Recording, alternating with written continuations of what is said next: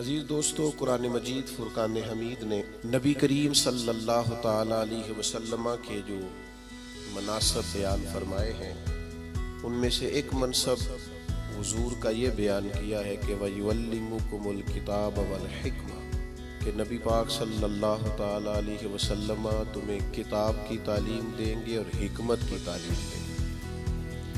वयुअल्लिमुकुम मा लम तकूनु तअलमून, और जो तुम नहीं जानते वो सब मेरे हबीब तुम्हें सिखा दें। नबी पाक सल्लल्लाहु ताला अलैहि वसल्लम मुअल्लिम कायनात बनकर दुनिया में तशरीफ़ लाए। जिन जिन चीज़ों की इंसानियत को, बनी नो इंसान को, मुसलमान को हाजत और ज़रूरत थी, वो सारी चीज़ें हुज़ूर अलैहिस्सलाम ने सिखाई। अगर मैं दो लफ्ज़ों में बात को समेटूं तो महबूब ने वो जीने का तरीका सिखाया है जिस जीने में भी बड़ा मज़ा है, और महबूब पाक अलैहिस्सलाम ने वो जीने का तरीका सिखाया है जिस जीने के बाद मरने में भी बड़ा ही मज़ा है। हुज़ूर अलैहिस्सलाम की जो तालीमात हैं वो ज़िंदा और जावेद हैं। एक एक बात इंसान को ज़हनी तौर पर तवाना और फ़िक्री तौर पर जवान कर देती है। नबी रहमत अलैहिस्सलाम के इरशादात इतने आला हैं जो हर इंसान को, हर शख्स को शऊरे ज़िंदगी अता करते हैं। आप अंदाज़ा फरमाइए, मज़दूर क्या समझता है अपने आप को? वो समझता है मैं नहायत गरीब आदमी हूँ, सुबह जाता हूँ, मुशक्क़त करता हूँ, पसीने में शराबूर रहता हूँ, हाथों पे छाले पड़ जाते हैं। लेकिन अगर हुज़ूर अलैहिस्सलाम की तालीमात को देखा जाए तो हुज़ूर फरमाने लगे, सबसे बेहतरीन खाना ही वो है जो तू अपने दो हाथों की मेहनत से कमा के खाता है। नबी करीम अलैहिस्सलाम ने उसको इतनी इज्जत दी कि मजदूर को फ़ख्र होने लगा कि मैं मजदूरी नहीं कर रहा, मैं तो बड़ा अजीम आदमी हूँ। हर शख्स के बारे में जो हुजूर की तालीम, आप यकीन करें, हमारी जितनी भी ज़िंदगी में, हमारे जहनों में, हमारे मिजाजों में, हमारी तबीयतों में जितना भी इज़्तिराब पैदा होता है, जितनी भी बेचैनी पैदा होती है, किसी जगह किसी मकाम पर अगर कोई उलझाव पैदा होता है तो उन सारे सवालों के जवाब अल्लाह के रसूल ने इरशाद फरमाए। हम चूँकि किताब व सुन्नत की तालीमात के मामले में बहुत गहरा उतरते ही नहीं, ज़्यादा तवज्जो ही नहीं करते, इन हिमाक के साथ उन चीज़ों को लेते नहीं, वरना एक एक पहलू पर हुजूर ने तालीमात बयान फरमाई। और फिर उसके साथ साथ जो कमाल है वो ये है कि महबूब करीम ने सिर्फ किताब की तालीम नहीं दी, हिकमत भी सिखाई। दानाई बड़ी नेमत है, हिकमत बड़ी सादत है, और नबी पाक सल्लल्लाहु ताला अलैहि वसल्लम हिकमत की तालीम इरशाद फरमाने वाले। हमारे यहाँ ना जल्दबाजी, बेचैनी, बेकरारी और फेमस होने का शौक़ और आगे बढ़ने का शौक़ और अपनी ज़िंदगी के अंदर तरह तरह की इंसान की उछलती और मचलती ख्वाहिशात, ये उसे हिकमत से दूर कर देते हैं। नबी पाक सल्लल्लाहु ताला अलैहि वसल्लम ने हमें जो हिकमत अता की है ना, वो इंसान को बुर्दबार कर देती है, उसकी ज़िंदगी में ठहराव आ जाता है। वो जिस मकाम पे भी होता है वो अपने आप को अल्लाह तबारक व तआला की ख़ास रहमत में शुमार करता है। उसे एक ख़ास किस्म का इत्मीनान क़ल्बी और इंशराह सदर नसीब होता है। देखें, एक ही काम है, उसे बेचैन होके कर लिया जाए फिर भी उसने हो जाना है, बेचैन होके कर लिया जाए, परेशान होके कर लिया जाए, उलझ के कर लिया जाए और उकता के कर लिया जाए तो काम फिर भी हो जाता है। लेकिन वही काम अगर सुकून से कर लिया जाए, ठंडक से कर लिया जाए, ज़रा मुस्कुरा के कर लिया जाए, ज़रा बुर्दबारी से कर लिया जाए, तो उसका नतीजा ये निकलता है कि इंसान ना सुकून में रहता है। हमारे यहाँ चूँकि दानाई नहीं होती तो जो बिल्कुल सही चीज़ होती है ना, उसका भी हम ऐसा उलट मतलब बयान करते हैं, ऐसा इनफरादी मतलब बयान करते हैं कि वो सही बात भी बाज़-औक़ात ना गलत हो जाती है। आप सही बात भी करें, वो कुछ लोग कहते हैं जी मैं इसलिए कड़वा हूँ कि मैं सच बोलता हूँ, तो मैंने कहा ऐसी बात नहीं है। दुनिया में सबसे ज़्यादा सच नबी करीम ने बोला है। पर इतना मीठा करके बोला है कि दिल नहीं रूह तक उतर गया है। अजीज दोस्तों, एक बादशाह ने ना ख्वाब देख लिया था। उसने ख्वाब देखा कि मेरे सारे दांत टूट गए। उसने एक ताबीर बताने वाले से ताबीर पूछी कि ये मेरे सारे दांत टूट गए, इसकी ताबीर क्या है। तो वो ताबीर बताने वाला परेशान होकर कहने लगा, बादशाह बात बड़ी खौफनाक है। जो ख्वाब आपको आया है, ताबीर बड़ी ख़तरनाक है। ताबीर ये है कि आपके सारे रिश्तेदार, बहन भाई, बीवी, बच्चे आपकी ज़िंदगी में फौत हो जाएंगे। बादशाह को बड़ा गुस्सा आया, उसने सजा दी। ये कैसी खौफनाक खबर सुना रहे, सारे चले जाएंगे तो मैंने जी के क्या करना।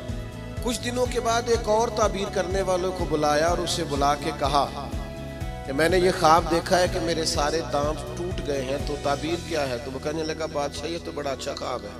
उसने कहा क्या मतलब। कहने लगा, इस ख्वाब की ताबीर ये है कि आपके खानदान में से सबसे लंबी उम्र अल्लाह आपको अता फरमाएगा।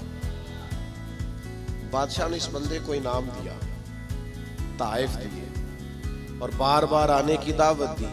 मेरा ख्याल है ताबीर एक ही नहीं बताई दोनों ने, लेकिन बात अगरचे बेसलीका हो कलीम, पर बात करने को सलीका चाहिए। हम ना अपने बच्चों को इस तरह समझाते हैं कि वो बच्चे बजाय समझने के नाराज हो जाते हैं। हमारा समझाने का अंदाज बाज़ोकात इल्ला माशाल्लाह तौहीन आमेज होता है।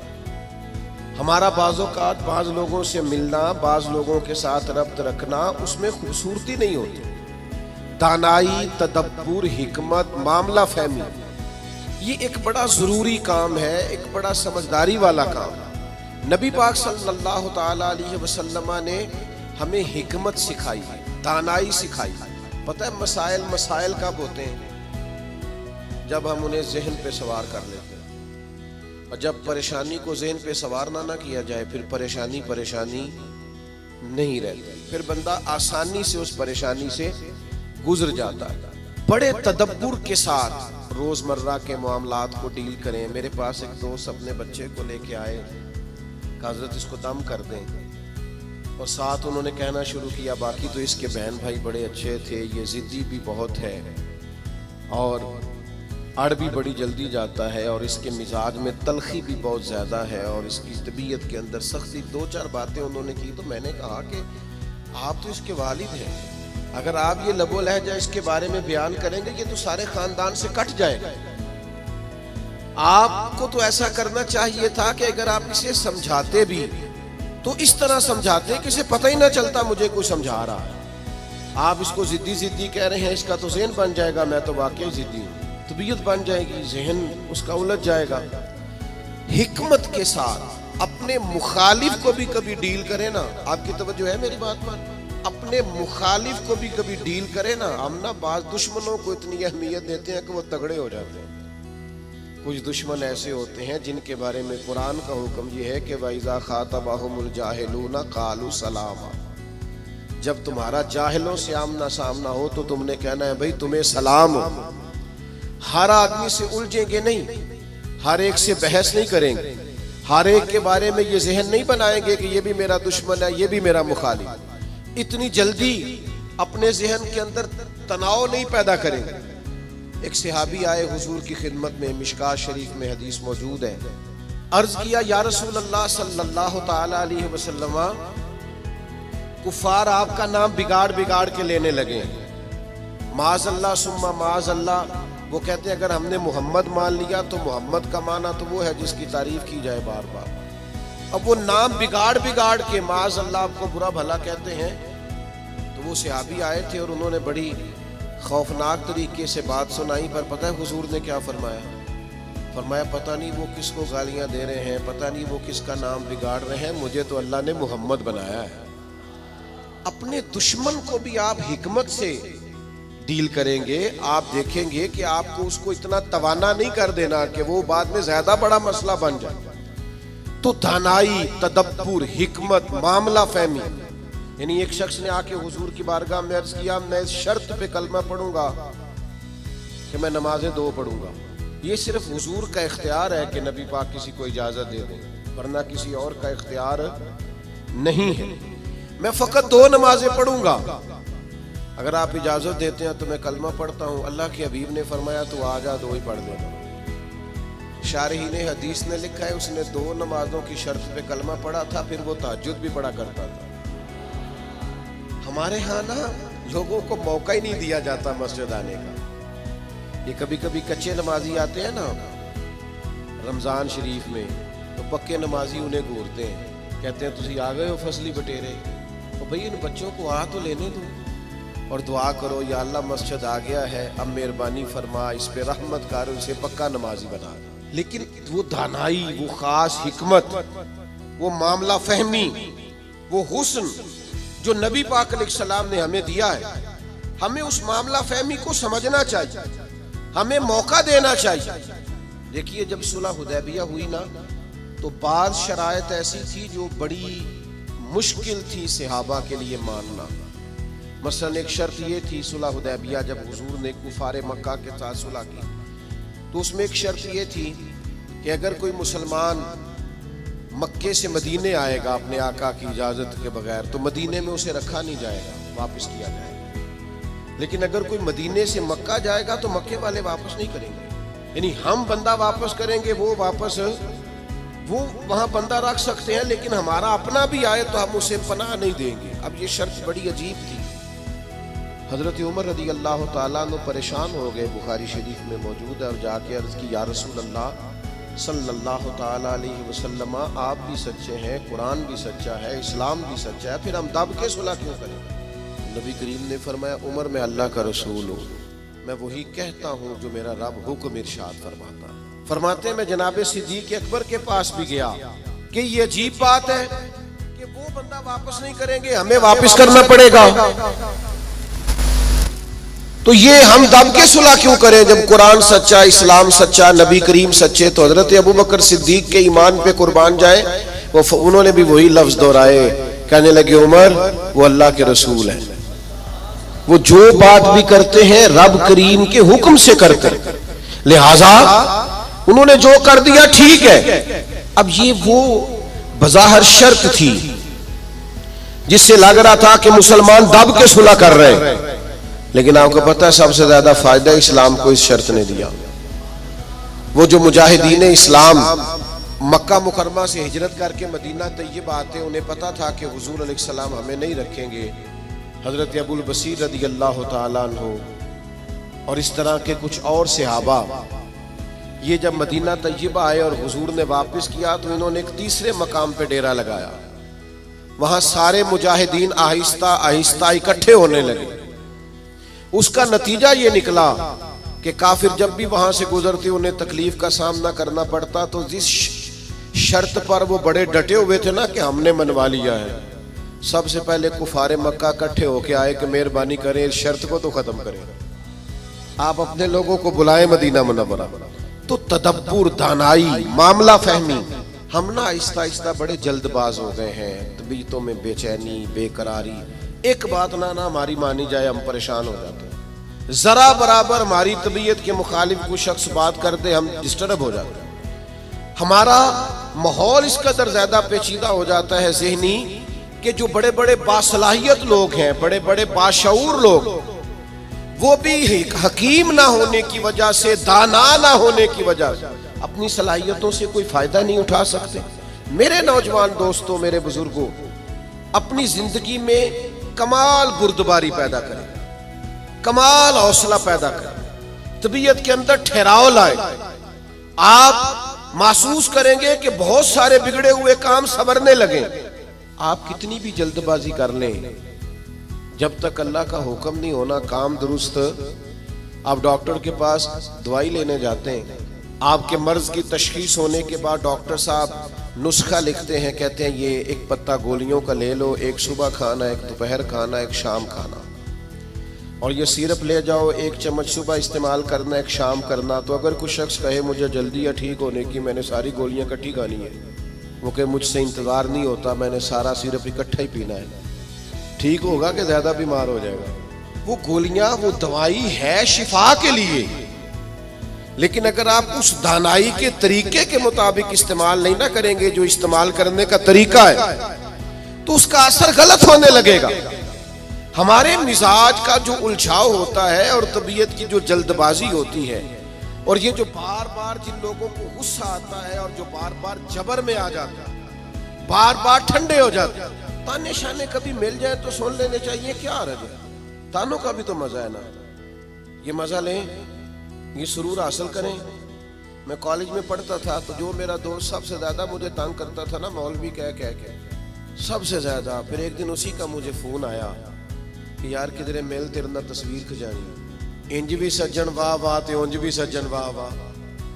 तो एक दोस्त मुझे कहने लगे मैंने मिलाद की झंडियां और लाइटें लगाई हैं तो मुझे दो बंदे बड़े ताने देते हैं। मैं क्या बस दो, यानी हुजूर के नाम पे ताना खाना और दो से ही परेशान हो गया, ये 200 भी हो तो इसका मजा लेना चाहिए।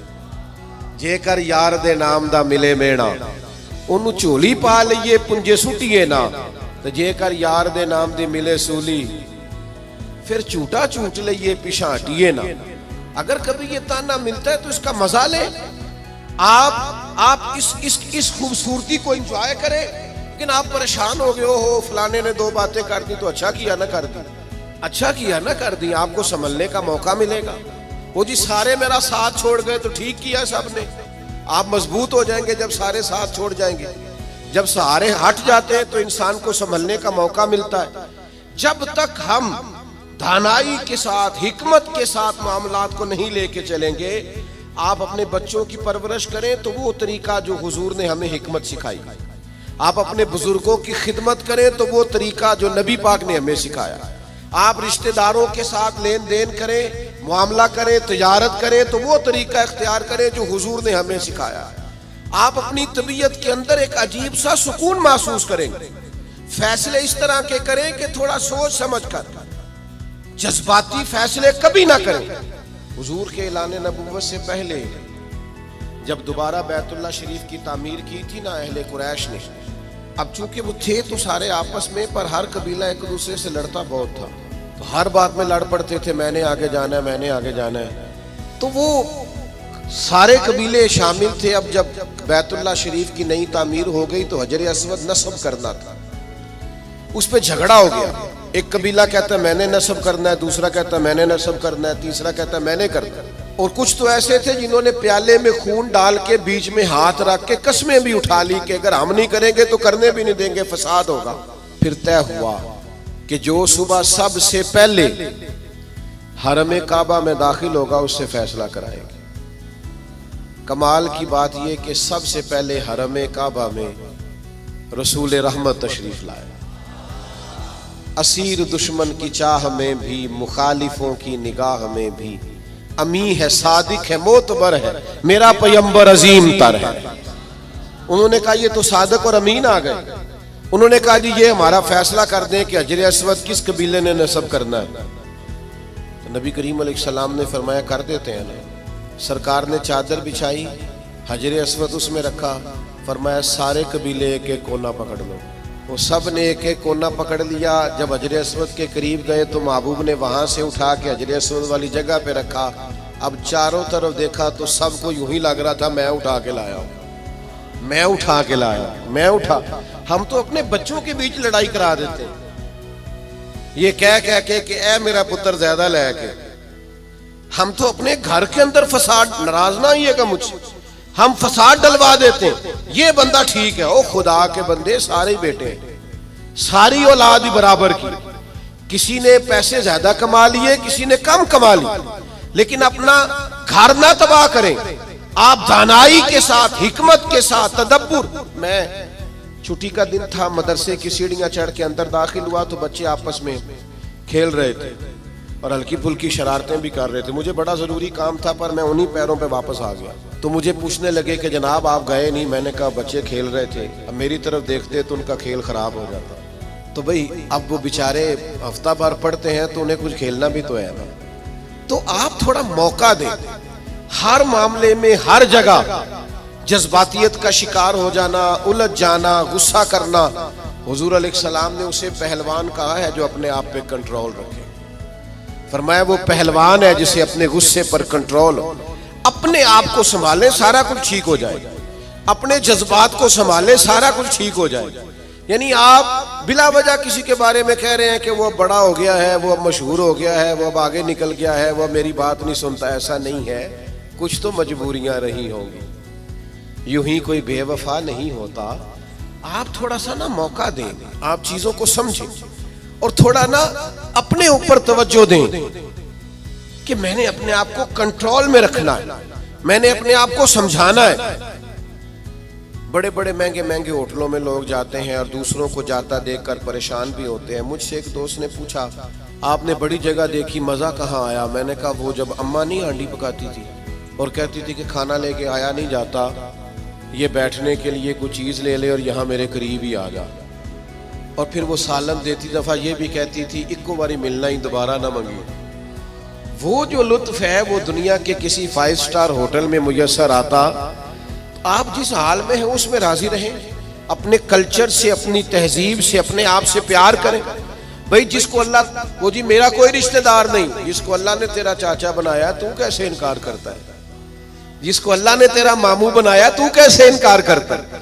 जिस खानदान को अल्लाह ने तेरा खानदान बनाया, रब ने बनाया, ये तेरी मर्जी। अल्लाह ने जहां जहां पैदा किया, उलझे नहीं, परेशान ना हो, अपने आप को तकलीफ में ना डालें, बड़ी समझदारी के साथ। पता है आपको, लोग जब लोगों को परेशान करते हैं तो परेशान कर देते हैं, चढ़ा चढ़ा के पागल कर देते हैं। वो लिखा है शेख ने कि एक ताजर की दुकान बड़ी अच्छी चलती थी, तो बाकी ताजरों ने सोचा कि इसे किसी तरीके से बेवकूफ कर दिया जाए, माज़अल्लाह अस्तगफिरुल्लाह, साजिश की। वो सुबह सुबह जब दुकान खोलने के लिए आया तो उसने सफेद इमामा पहना हुआ था और उसने नीले रंग का सूट पहना हुआ था। तो पहला ताजर उसे देख के कहने लगा, माशाल्लाह, सफेद लिबास पर आपका ये काले रंग का इमामा कितना प्यारा लग रहा है। उसने कहा, पागल हो गए हो, मेरा तो ये सफेद रंग का है। तीसरा भी मिला तो उसने कहा, काले रंग का इमामा कैसे लग रहा है? उसने यहां से आगे करके देखा कि तो वाइट है। फिर उसने कहा, चौथे ने कहा, पांचवें ने कहा, तो बंदा ज़हनी तौर पे उलझ गया। इतना उलझा कि सारा दिन दुकानदारी ना हो सकी, बल्कि बाद ने लिखा कि इस तरह के लोग तो दीवाने हो जाते हैं। तब वो एक सियाने बंदे के पास गया, उसने कहा कि जनाब मैं ज़हनी तौर पे परेशान हूँ, ग्राहकों से भी लड़ता हूँ, आजमाइश बड़ी हो गई है, मसला क्या है? तो उन्होंने कहा, असल में तूने मुखालफों की बातें तवज्जो से सुननी शुरू कर दी। हाँ, मुखालिफिन की वो बात तवज्जो से सुननी चाहिए जो हमारी वो गलती बयान करे, लेकिन वो बातें जो चढ़ाने के लिए उससे सरफे नजर किया जाए। अपने आप को आप कंट्रोल में रखें। ये नबी पाक अलैहिस्सलाम की दी हुई हमारे लिए हिकमत है। मैं दोस्तों से कहा करता हूँ, मिलाद आए ना तो मिलाद में महब हो के मिलाद मनाया करो। आपके ज़ौक शौक का बड़ा असर होना है दूसरों पर। अब सारी जिंदगी दलीलें पूछते रहना है मिलाद की, अब उम्र गुजर गई, अब तो तय है सारी चीजें, अब तो सिर्फ ज़ौक की जरूरत है। कौन कितने प्यार से करता है, कितने शौक से करता है, उस शौक की आदत तो दानाई हिकमत जो नबी करीम ने हमें अता की, उस हिकमत को समझें। बहुत ज्यादा मामला फहमी के साथ चीजों को लेके चले।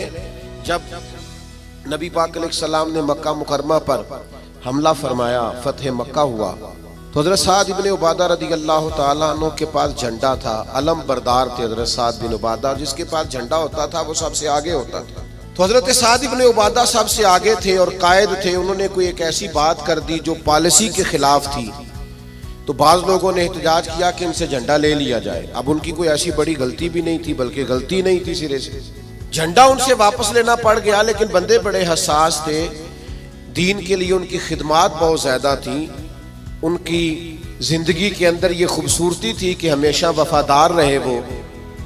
उनसे झंडा वापस लेना है। सहाबा ने अर्ज की, या रसूलल्लाह अब क्या करेंगे, बंदा भी बड़ा हसास है और मौका ऐसा आ गया है। तो नबी करीम ने फरमाया, ले लेंगे झंडा, कुछ भी नहीं होता। या रसूलल्लाह एक शख्स को मनसब से हटाना है तो परेशान तो होगा ना। फरमाया, कुछ भी नहीं होगा। अब लोगों ने देखा रसूल पाक की कमाल हिकमत, अब लोगों ने देखा वो मिलाद वाले महबूब की दानाई, वो तदब्बुर, वो कमाल, वो फिरासत, वो हिल्म, वो बुर्दबारी, वो चीजों को पूरी गहराई से लेना। नबी करीम ने हजरत साद इब्ने उबादा को बुलाया और बुला के फरमाया, भी मेरा इरादा बन के आपसे झंडा ले लिया जाए। तो अर्ज की, या रसूल अल्लाह सल्लल्लाहु अलैहि वसल्लम जैसे हुक्म, लेकिन साथ ही हुजूर फरमाने लगे, बना इरादा ये है कि आपसे ले लिया जाए और आपके बेटे को दे दिया जाए। दुनिया में बाप सबसे ज्यादा तब राजी होता है जब वो समझता है मेरा बेटा बराबर का हो गया है, अब मेरी सीट पे बैठ। जिस बात से उन्होंने नाराज होना था उसी बात से वो सबसे ज्यादा राजी हो गए। या रसूलल्लाह मेरे बेटे को मिलेगा। तो मेरे अजीज, मामला फहमी, तदब्बुर, हिकमत ये नबी करीम ने हमें सिखाई है। आप अपने दोस्तों के दरमियान, अपने घर के दरमियान, अपने माहौल के बीच इस तरह के दाना हो जाएं कि कभी भी आप मायूसी ना फैलने दें। कोई कमजोर हो रहा है, कोई उलझ रहा है, कोई गुर्बत से, बीमारी से, आजमाइश से परेशान है, तो आप इस कदर दानाई का मुजाहरा करें कि लोगों को सुकून नसीब होना शुरू हो जाए। लोग वहां से निकलना, हमारे बुजुर्ग फरमाया करते कि अगर तुमसे कोई तल्ख बोलता है ना तो ये ना कहा करो मुतकब्बिर बहुत है, कहा करो हो सकता है बेचारा बड़ा परेशान हो सकता है बीमार हो सकता है कहीं कमजोरी आ गई। जब तक आप दानाई के साथ चीजों को नहीं लेते, हिकमत के साथ आप मामलात को नहीं देखते, उतनी देर तक चीजें बेहतर नहीं हो सकती। आप इस दानाई के साथ चलेंगे, तदब्बुर के साथ चलेंगे, हिकमत के साथ चलेंगे तो आप महसूस करेंगे आपने। आप देखिए ना, कौन सा जुल्म है जो मक्का मुकरमा में सहाबे किराम पर नहीं हुआ। उनके वजूद पर गरम पत्थर रखे गए, उनको दुर्रों से मारा गया, और जो गुलाम थे उन पर तो सख्तियां और भी ज्यादा थी। लेकिन आपको पता है ये नबी पाक अलैहिस्सलाम की हिकमत का कमाल है कि हुजूर ने एक मिनट के लिए भी किसी को मायूस नहीं होने दिया। हुजूर ने हर मौके पर उनके दिल को तसल्ली दी, राहत दी, उन्हें परेशान नहीं होने दिया, बल्कि वो उस तकलीफ को सहते थे तो उन्हें लुत्फ आता था। इसलिए कि वो फजाइल जो अल्लाह के रास्ते में तकलीफ बर्दाश्त करने के हुजूर ने बयान किए थे, वो अच्छी तरह से इंशराह सदर थे, उनको जान गए थे। हमारी बेचैनियां, हमारा उलझाओ, बात बात पे झगड़ा करना, वो हमारा मुखालिफ एक बात करके चुप कर जाता है, हम सारा वक्त उसे जवाब देने में ज़ाया कर देते हैं।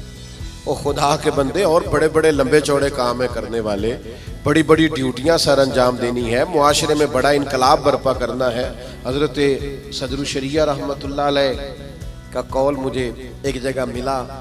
वो जब अपने शागिर्दों को पढ़ाने के लिए बिठाते थे ना मसनद तदरीस पर, तो फरमाते थे बेटा जब तुम घर से नाराज आओ तो क्लास में पढ़ाने के लिए ना बैठना, पहले जरा अपना मूड फ्रेश कर लेना, तबीयत को ताज़ा कर लेना, फिर तालिब इल्मों को पढ़ाना। ये ना हो गुस्सा किसी और का हो और निकल किसी और पे जाए। ये बुजुर्गों की दानाइयाँ, उनकी मामला फहमी, उनका तदब्बुर, और फिर ये हिकमत आगे आई। जब हज़रत सिद्दीक़ अकबर रज़ियल्लाहु ताला अन्हु को नबी पाक के विसाल के बाद कहा गया ना कि आप ये लश्कर रवाना ना करें अभी मुसलमा कज़्ज़ाब के खिलाफ, हालात को दुरुस्त हो लेने दें, तो हज़रत सिद्दीक़ अकबर की आप दानाई देखिए। फरमाया जिस लश्कर को हुजूर ने रवाना किया वो हर सूरत जाएगा। जब इतना बड़ा लश्कर निकला ना मदीना मुनव्वरा से हुजूर के विसाल के बाद, तो वो जो आंखें खोल रहे थे ना कि पता नहीं क्या हो जाएगा, उनको ये भी बात उन पर बड़ा असर उसने डाला कि अगर इतने लोग बाहर निकल गए हैं तो पता नहीं कितनी फौज बाकी मौजूद है। वो उनको एहसास पैदा हुआ आपकी कमाले दानाई, फहम व फिरासत, उसने हालात बदल के रख दिए। तो नबी पाक ने हमें इल्म सिखाया, हुजूर ने हमें हिकमत सिखाई। नबी पाक सल्लल्लाहु ताला अलैहि वसल्लम ने जिंदगी में ठहराव लाने के हमें तरीके बतलाए। नबी पाक अलैहिस्सलाम ने हमें बुर्दबार किया, लेकिन हम इस कदर ज्यादा आजमाइश का शिकार हैं। आप यकीन करें, बाज लोग बोल रहे होते हैं, सवाल कर रहे होते हैं, गुस्से का इजहार कर रहे होते हैं, तो दिल करता है उनसे कहा जाए कि ये आपकी शख्सियत से मैच नहीं कर रहा, आपकी जो अल्लाह ताला ने अजमत बनाई है उसके साथ ये चीज मैच नहीं हो रही। हम जब तक मामला फहम नहीं होते, जब तक समझदार नहीं होते, हमारे पास तालीम हो, हुनर हो, हम कर कुछ नहीं सकेंगे। आप जरा चीजों को लें, जरा थोड़ा सा उनको मौका दें। जरा मैं किसी शख्स से आपकी बहस हो जाए ना, तो उसने 4 बातें की, आपने 6 कर दी, फिर वो 10 कर देगा, फिर आपको 12 करनी पड़ेंगी। आप जीत सकते हैं। उसका बेहतरीन हल पता क्या है? वो बातें करे, आप जरा चुप कर दें। वो 2 करेगा, 4 करेगा, 6 करेगा, आखिर में कहेगा तू मैनू पागल समझना है। तो जवाब दे कि किसी को पागल नहीं किया जा सकता, चुप रह के दूसरे को पागल भी किया जा सकता है। अल्लाह माफ फरमाए माअज़ल्लाह। तो कभी कभी अपनी जिंदगी के अंदर खामोशी भी बहुत बड़ा तूफान होती है। फटाफट पर वो बहुत सारे लोग हैं, वो कहते हैं जी मैं इतने अच्छे अच्छे काम करता हूं तो देखें लोग तवज्जो नहीं करते। तो मैं कहता हूं लोगों के लिए करते हो तो फिर ले लो दाद, और अगर अल्लाह के लिए करते हो तो फिर इसका तो पता सुबह क़यामत चलेगा कि मालिक क्या एजाज देता है। अपने आप को सुकून में लाएं, बुर्दबार बने। करीम महबूब ने बुर्दबारी सिखाई, और इल्म का रास्ता इख्तियार करें, समझ का रास्ता इख्तियार करें।